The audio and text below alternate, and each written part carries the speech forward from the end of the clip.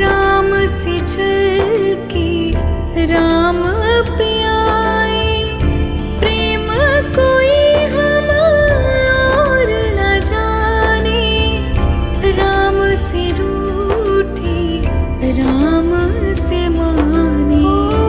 राम सिया की करुण कहानी,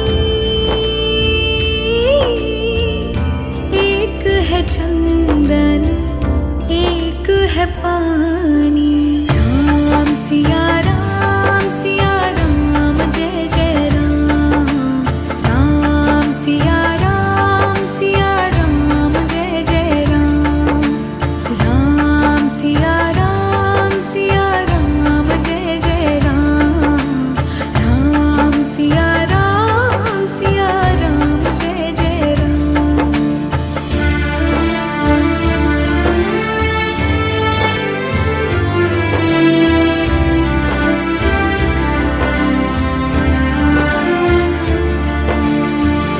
हरि अनंत हरि कथानंता, कहीं सुनहि बहुविधि सब